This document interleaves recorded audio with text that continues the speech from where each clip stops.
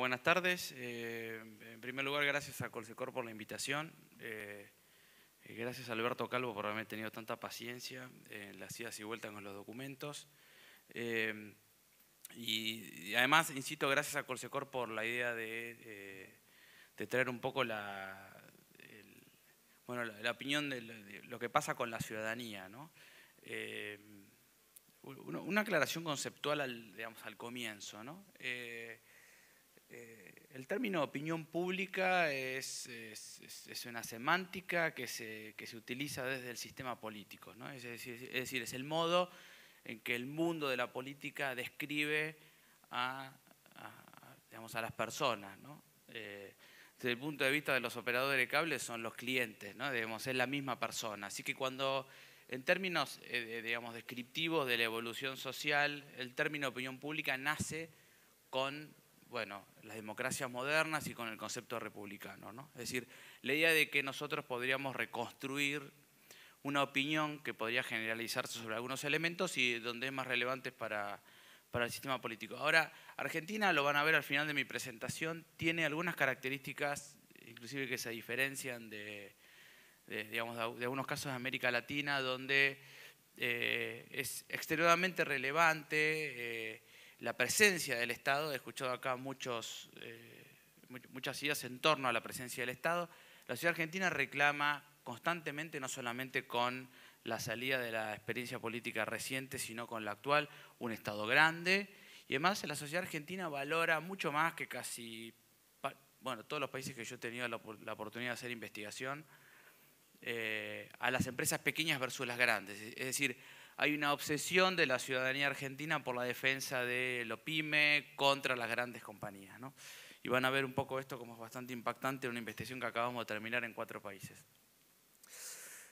En primer lugar, les cuento un poco de datos de coyuntura rápido. Para nosotros los niveles de aprobación presidencial están arriba de 50 puntos.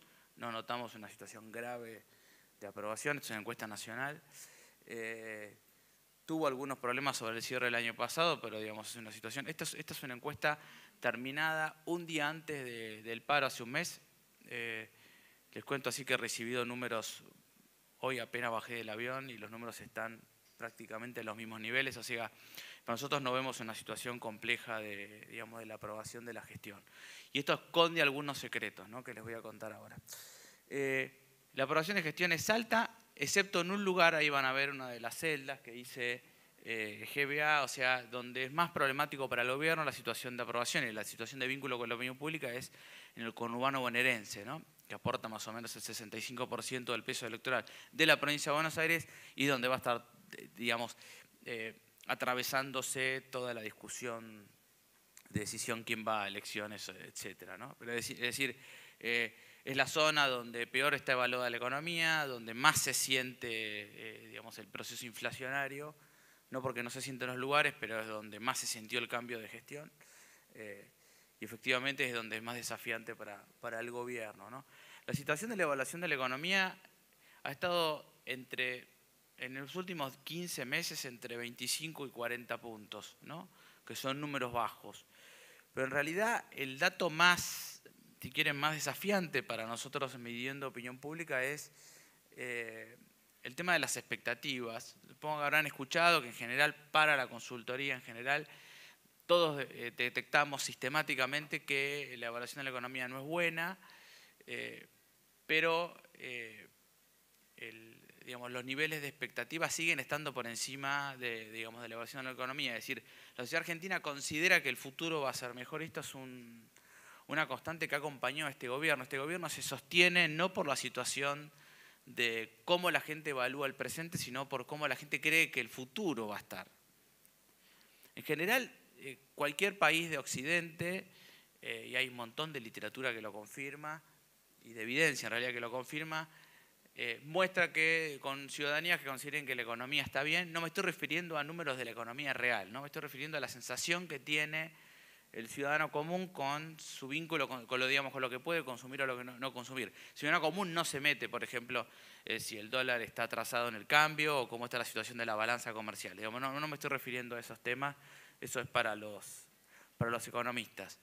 Pero el ciudadano, cuanto mejor considere que está la economía, aumenta las chances de aprobar la gestión de quien está gobernando en ese momento y por lo tanto, como consecuencia de todo esto, le permite a quien vaya a las elecciones tener más chances de tener un buen resultado electoral. O sea que con una evaluación de la economía como la que está teniendo este gobierno no debería tener un valor de aprobación tan alto. Y en realidad lo que está explicando todo es el esquema de expectativas porque ha transformado una estructura poblacional que ha constituido su opinión casi partida. No me estoy hablando con el tema de, por favor, no digan que hablé de la grieta porque me parece una exageración, pero tiene que ver con que el gobierno sigue logrando que su base de electorado más pesada y aquellos que le prestaron para la segunda vuelta siga considerando que los problemas del presente en general todavía siguen siendo consecuencias del pasado reciente y no de la actual administración. Entonces, en ese equilibrio, digamos, el gobierno sobrevive. Este gráfico, que es un poco complejo, en realidad lo que muestra es que hay una correlación positiva entre las expectativas y la aprobación de gestión. El eje que está acá, que lo ven horizontal, es cada uno de esos puntos, es cada uno de los lugares donde nosotros fuimos a hacer encuestas, ¿no? Es decir, el eje es, para acá, digamos, aumenta las expectativas y el eje vertical es la aprobación digamos, de la gestión presidencial. Cuanto más alto está, digamos, puedo colocar a alguien en este gráfico, cuanto más lo puedo colocar para este lado, tengo más chance de que también su punto se va a conectar en aprobación de gestión. Acá lo interesante que ustedes vean es que GBA, y el tamaño del círculo es un poco en términos relativos el tamaño del peso electoral, GBA está en la mitad del gráfico y en términos relativos casi está bajo, es de los más bajos que hay en la relación entre expectativa y gestión. Y ahí está todo el desafío para el gobierno y por eso seguramente todavía hay muchísimas dudas con respecto a la decisión de quién va a ser los candidatos, ¿no? Gran parte de la discusión sobre este gobierno también ha estado este gobierno, bueno, tiene toda una estrategia de posicionamiento basado en la diferenciación con el anterior, es decir, el gobierno actual ejercita su construcción de identidad por contraste, ¿no? Es decir, no es que dice yo soy un gobierno de los trabajadores, yo soy un gobierno que defiende las tradiciones democráticas, etcétera, por más que diga que las defiende, ¿no? Es decir, pero ¿cómo se constituye la identidad de este gobierno?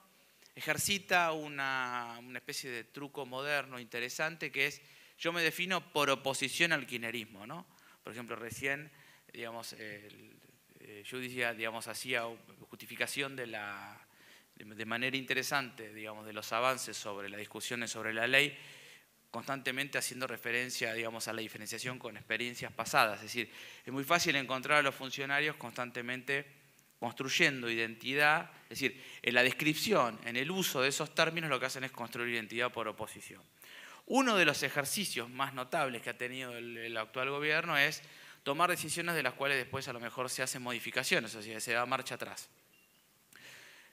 Automáticamente cuando eso pasa, a los que medimos, por lo menos a mí, suelen preguntarnos si estas marchas atrás del gobierno pueden significar un daño en el vínculo con la ciudadanía, ¿no? Así que después de tanto que me preguntaron, terminé haciendo una pregunta, porque yo ya no sabía más que preguntar, porque a mí me parecía que no, pero bueno. Entonces la pregunta era si usted cree que el gobierno tiene un plan económico concreto o improvisa sobre la marcha, ¿no? El 54%, o sea, un poco más de 5 de cada 10, dice que el gobierno improvisa sobre la marcha y un 36% dice que tiene un plan económico concreto. Ahora, la pregunta es, en su electorado, ¿esto es un problema o no? Esa es la pregunta que tenemos que ver, ¿no? Y acá yo traigo esta apertura de información porque me parece importante que vean que la opinión pública no tiene una estructura tan lineal y de modificación. Entre los que aprueban la gestión en la misma encuesta, esta pregunta la responden casi en partes iguales. Es decir, si apruebo o no apruebo, si apruebo la gestión, no me preocupa tanto si improvisa o tiene un plan concreto. Es decir, el ataque a la improvisación y usar esto como ataque al gobierno en realidad viene de quienes no desaprueban la gestión. Perdón, de quienes desaprueban la gestión. Porque vean ustedes que entre los que aprueban la gestión, que es una de las primeras preguntas del cuestionario, cuando yo los hago pasar por la pregunta de si tiene un plan económico o improvisa, se reparten entre 41 y 48, o sea, casi partes iguales, pero cuando voy a los desaprobadores, la idea de la improvisación es más fuerte. El gobierno sabe que puede dar marcha atrás en unas cuantas medidas porque tiene claro que este esquema de modificación y tal vez de flexibilidad, al contrario de afectar a su electorado, confirma ciertas ideas que lo que hacen es poner a este gobierno a la vereda de enfrente del anterior, que era totalmente, o que se lo describe con total inflexibilidad.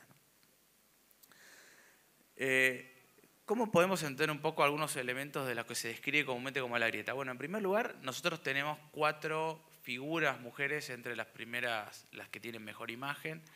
Esto es un cambio bastante impactante con respecto a los últimos 3 o 4 años, sobre todo porque, bueno, Vidal recuperó ferozmente, digamos, una situación de imagen positiva, estaba muy mal. Carrió a mí me ha llegado a dar 25% de imagen positiva y acá estamos con 63 puntos, o sea que ha subido como de 30 y pico y 40 puntos, ¿no? Pero la situación está dominada por María Eugenia Vidal, Elisa Carrió, Margarita Stolbizer y Gabriela Michetti. Las 4 se llevan prácticamente una valoración muy grande de casi toda la ciudadanía. Abajo, como contrapunto de esto, están Daniel Scioli y Cristina Kirchner. Es decir, ellos en 15 meses han perdido en promedio más o menos entre 15 y 20 puntos de imagen positiva. Ahora, quiero aclarar que haya 4 mujeres en la primera lista no resuelve las desigualdades entre el hombre y la mujer, ¿no? Ni es señal de nada, ¿no? Simplemente están primero las 4, ¿no? ¿Cuánto le, en términos de, digamos, de aporte, ¿no? ¿Cuánto le aporta aprobar o no aprobar la gestión? Es decir, ¿cómo podemos reagrupar las imágenes digamos, de estos políticos que yo les acabo de mostrar? Si yo lo miro desde el lugar, igual que hice sobre la improvisación de la economía, si yo lo miro desde el lugar de la aprobación del gobierno, ¿no? De Macri, en realidad. Entre los que aprueban la gestión de Macri, la imagen positiva de Vidal es del 89%, o sea, prácticamente todos, ¿no? De Stolbizer es del 76% y de Massa el 44%, y de Cristina Fernández de Kirchner 7%, ¿no? O sea, la odian ferozmente. Es decir, quiero confirmar que desde el lado de la aprobación hay un odio rotundo a Cristina Kirchner. Desde el lado de la desaprobación del gobierno, de Macri, la imagen positiva de Vidal es solamente del 32%, Massa es 42%, o sea, Massa tiene lo mismo, aprueben o no aprueben a Macri, y esto lo traigo también para que se entienda qué es esto del camino del medio, esta cosa que está en el medio de Massa. Y entre los desaprobadores de Macri, la imagen de Cristina sube a 61 puntos. O sea, que ustedes vean que los extremos entre el macrismo y el kirchnerismo están cruzados, entre sí se rechazan fuertemente, y tenemos a Massa que saca prácticamente lo mismo de los dos lugares. Acá hay un detalle que me parece importante que tengamos en cuenta y que tiene que ver con el desafío de Massa junto con Stolbizer. Stolbizer tiene, no solamente que tiene más imagen positiva que Massa, sino que prácticamente casi toda su imagen positiva le proviene de los operadores de gestión de Macri. O sea, que si a Stolbizer se le ocurriera, como había hace un rato, que después de una reunión Graciela Ocaña ahora se fue con Cambiemos, si ella decidiera irse a Cambiemos, cosa que no creo que vaya a pasar, pero bueno, no sé, a esto al electorado le resultaría totalmente lógico, ¿no?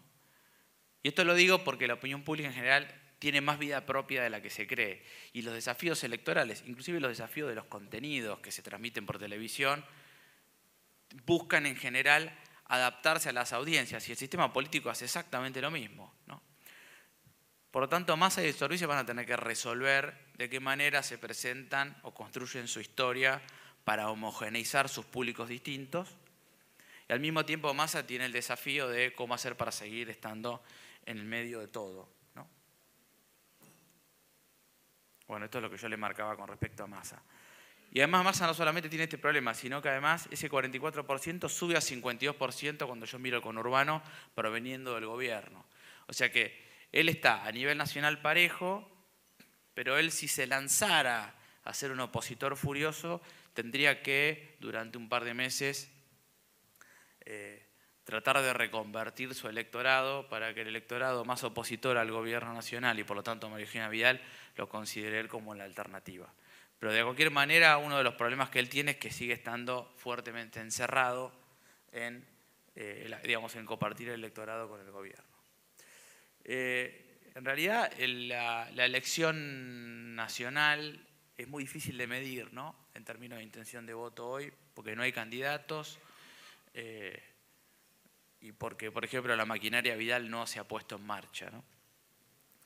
Nuestra estimación, más allá del número que ustedes ven acá, es que el gobierno podría tener una elección lógica a nivel nacional de alrededor de entre 30 y 35 puntos. Yo me inclino más por los 35 puntos. Aunque falta tanto tiempo y pueden pasar tantas cosas que es difícil de asegurar, ¿no?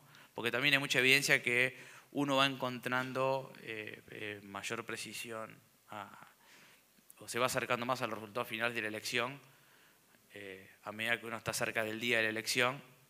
Uno no lo puede publicar, además, cuando uno está muy cerca y después del día de las elecciones hay una serie de semanas donde digamos, la población nos quiere asesinar a todos los consultores, pero muchas veces tienen justa razón, pero lo que quiero decir es que en realidad es más fácil ver sobre el final. Lo interesante de estos datos es que confirmar que el gobierno pierde potencia en la provincia de Buenos Aires, sobre todo en el conurbano, y que en el conurbano Cristina Kirchner puede estar, mientras yo pregunto a nivel nacional si votaría a candidatos identificados con Cristina Kirchner, ese número me da 20, cuando yo voy al conurbano ese número sube 10 puntos más o menos en promedio. O sea que en realidad estamos yendo hacia un proceso electoral muy repartido, muy quebrado, no es homogéneo, y que esto es herencia también de cómo se entregó la situación de afinidades políticas en el 2015, ¿no?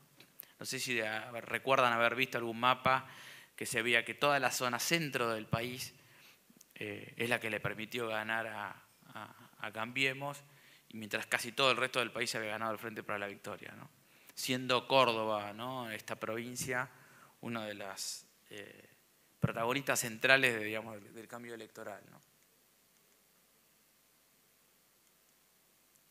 Bueno, algunos comentarios sobre el escenario corporativo y algunas comparaciones con América Latina que me parecen importantes, ¿no? Y me parece que este ámbito es muy atractivo para esto, ¿no? En general, la imagen de las grandes empresas en Argentina no es buena, es mala, ¿no? Todo lo que sea grande, todo lo que sea esté vinculado a lo multinacional, esté vinculado a venir a comprar empresas nacionales o a la posibilidad de, digamos, de enviar ganancias hacia afuera, ¿no? Está muy mal visto, ¿no? Digamos, a la sociedad argentina le ha costado y le cuesta enormemente llevarse con el mundo corporativo, ¿no? Pero esto es un fenómeno local. Si bien en América Latina la idea del antiimperialismo es fuerte, es impactante, ¿no? Y es un fenómeno además muy regional, digamos, el vínculo sigue siendo lejano. Acá tienen algunos ejemplos, ¿no? Nosotros le preguntamos qué grado de cercanía considera usted que tienen las grandes empresas extranjeras con la sociedad en, bueno, cada uno de estos países, ¿no? En Argentina nosotros tenemos un 21% nada más consideran que son cercanas, mientras en Colombia, México y Brasil están alrededor del 40%. ¿No? O sea, en los países vecinos, otros países de la región están al doble la idea de la cercanía. Eso es con las multinacionales, ¿no? Las grandes empresas nacionales, las grandes, bueno, pasamos de 21 a 29, pero no subimos demasiado. Están alrededor de 30 puntos y en Colombia 51, México 43 y Brasil 42. El único momento en que se acerca la ciudadanía argentina a sentir que son cercanas, valga la redundancia, es cuando le preguntamos sobre las pymes, ¿no? ¿Qué grado de cercanía considera usted que tiene con las pequeñas y medianas empresas, con la ciudadanía? Y ahí recién todos los países se alinean alrededor del 50%. En el contexto de este evento, me parece que hay oportunidades y amenazas cruzadas para todos, ¿no? Bueno, en primer lugar diría que hay una gran oportunidad para lo que no sea considerado, porque también lo de pyme es un gran genérico, ¿no? Pero hay una gran oportunidad para las pequeñas y medianas empresas para construir colectivamente una manera de vincularse y de posicionarse con la totalidad de la ciudadanía, ¿no? Los primeros dos discursos que habló el presidente Corsecor hablaron sobre la importancia de estar vinculados, se habló de grupos concentrados, o sea, se usaron términos que en general yo les podría decir que son afines a gran parte de la opinión pública, de la ciudadanía. La ciudadanía argentina prefiere o tiene casi un vínculo afectivo mucho más marcado con la empresa del barrio, con la cercanía, que con la empresa grande y multinacional, ¿no? Y la comparación que yo le estoy trayendo con los países es para darle un poco de carne. Con respecto a las amenazas, bueno, las empresas grandes, bueno, señora Judy nombraba a HBO, digamos, por ejemplo, son desafíos que tienen las grandes compañías, desafíos no quiere decir que no sean subsanables, pero constantemente obligan a una presencia del Estado muy fuerte. Los gobiernos argentinos tienen muy poco margen para presentar un territorio económico con baja presencia del Estado, ¿no? Miren esta comparación también. Usted quiere un país con mayor cantidad de empresas privadas o empresas del Estado. En el caso argentino, en este estudio da lo mismo, tanto empresas privadas como empresas del Estado. Pero en todo el resto de los países, la empresa privada está por encima.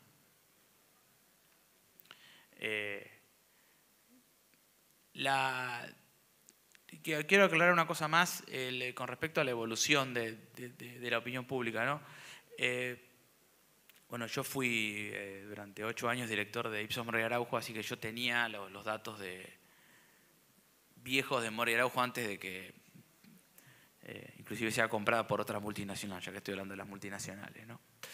El único momento de la historia argentina, por lo menos de cuando se mide, que el privatismo estuvo por encima del estatismo fue la década del 90.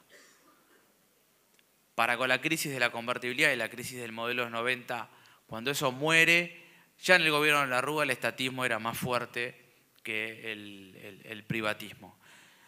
Y digo esto porque no es un invento del kirchnerismo la vinculación fuerte con la idea de un Estado presente en la ciudadanía argentina. En todo caso, nuestra teoría es que se posicionaron sobre esa idea y a partir de ahí empezaron a construir un discurso que estaba vinculado a ciertas expectativas muy concretas, por ejemplo, con un Estado que vuelva a estar presente con respecto a la ciudadanía.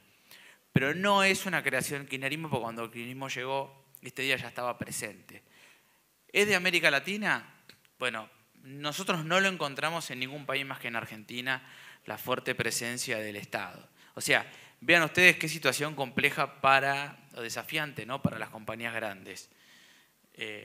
Sensación de lejanía muy grande con la ciudadanía y un Estado que es considerado que debe regular fuertemente las actividades, ¿no?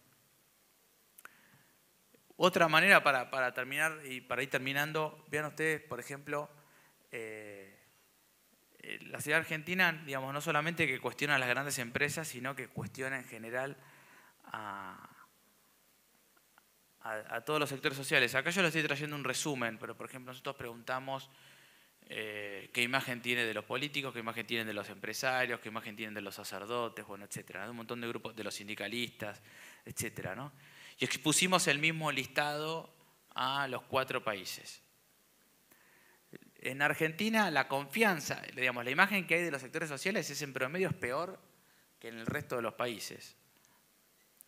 O sea, la desconfianza argentina es furiosa, no es un, digamos, no es un elemento hipotético, o sea, es mucho más complejo generar confianza, inclusive en algunos casos hacer negocios, inclusive para los inversores tienen menos confianza en venir a Argentina, porque no saben si el gobierno va a aguantar a terminar el mandato, si el peronismo lo tira, bueno, etcétera. Es decir, vean ustedes que el promedio de confianza de todos los actores que estamos midiendo para Argentina es de 36%, En Brasil, con la crisis social y política que tiene, es del 56, en México es del 50 y en Colombia es del 50. Y después la otra pregunta era los sectores económicos. Acá estamos midiendo alrededor de 14 rubros económicos, donde inclusive están los medios de comunicación, están los bancos, aerolíneas, bueno, operadores de cable, telefonía celular, compañías de venta de consumo masivo, etc. La confianza en esos sectores, en Argentina también es el más bajo. El promedio de confianza de todos los sectores es de 39%. Brasil es el único que se le acerca con 49%, y después tenemos México con 63%, y Colombia con 58%. O sea, el escenario argentino para las grandes compañías es enormemente complejo. Y el escenario de oportunidad para construir en escenarios, por ejemplo, cooperativos, creo que es enormemente atractivo, ¿no?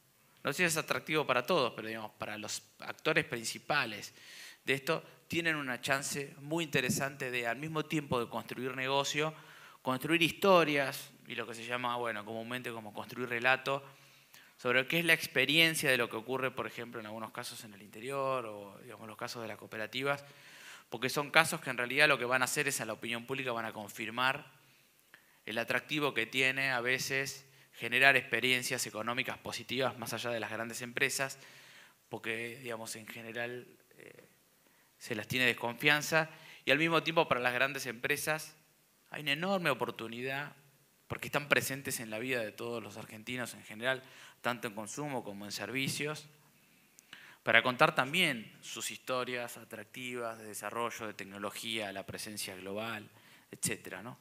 Ahora, Argentina tiene una estructura de opinión enormemente compleja y diferente a, bueno, a todos los países del primer mundo desde ya, pero también diferente a América Latina, ¿no?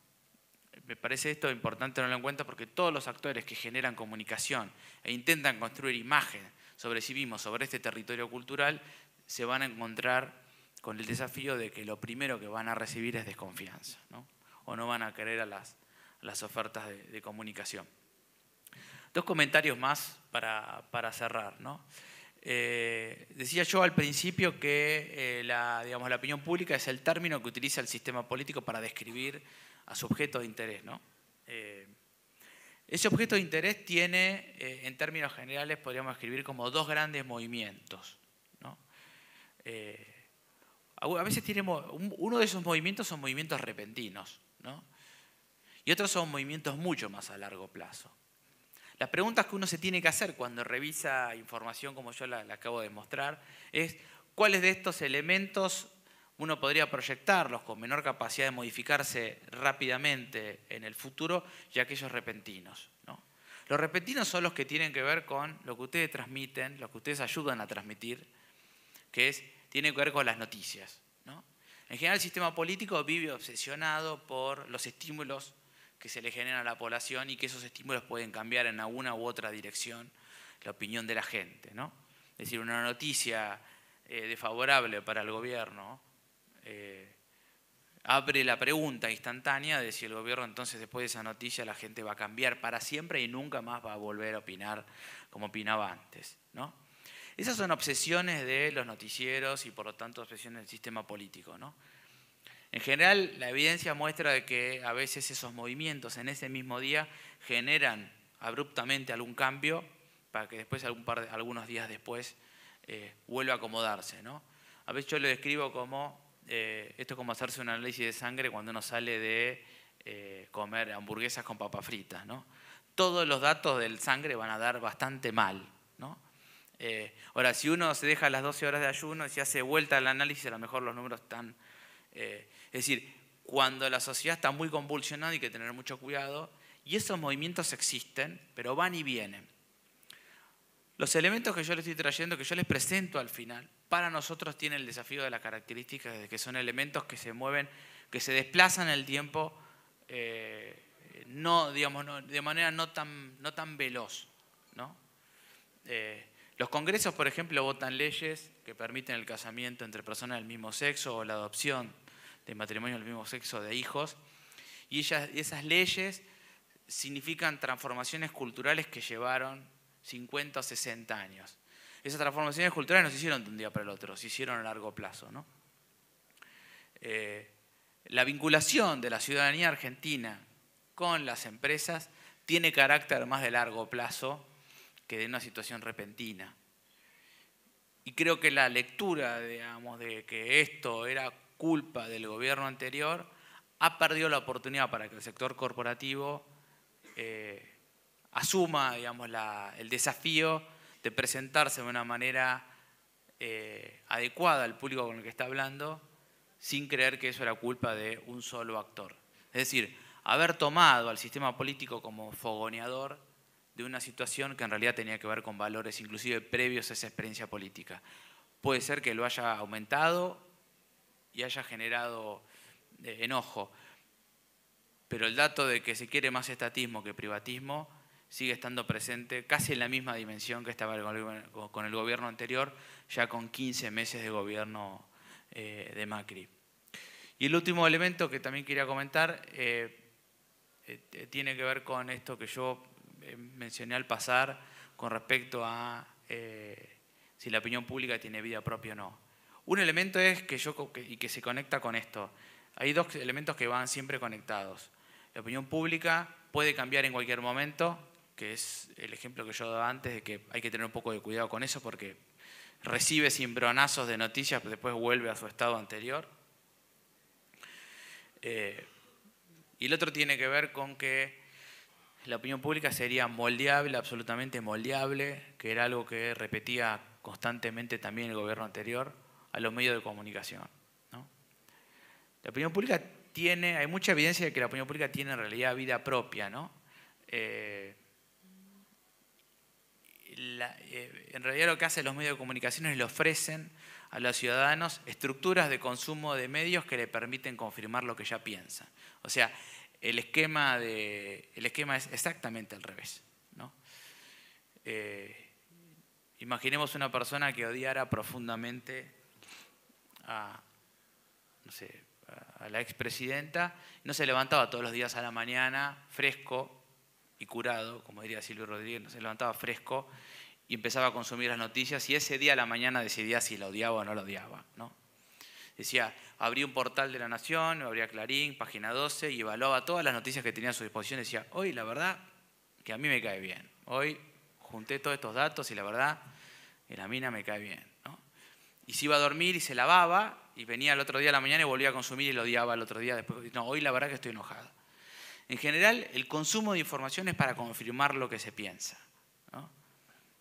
Y se consume información y se consumen medios justamente que confirmen que si yo pienso algo, en general voy a leer inclusive las informaciones adversas a lo que yo pienso y voy a tratar de justificar para un lado o para el otro lo que está ocurriendo. La capacidad de modificar esa estructura de pensamiento lleva tiempo, ¿no? Y en ese tiempo tal vez probablemente es donde podamos tener algunas explicaciones de la demora en cambiar las experiencias políticas argentinas. Y el desafío para nosotros que lo analizamos es entender hasta qué punto va cambiando siempre de a poco la ciudadanía, porque el sistema político actual nuevo, con los nuevos actores, tiene que comunicarse y ustedes tienen que comunicarse con ellos también. Y hay que ver cuáles son los procesos que les permiten a ustedes construir a largo plazo y no perderse en las noticias del momento o en iniciativas cortas. Muchas gracias.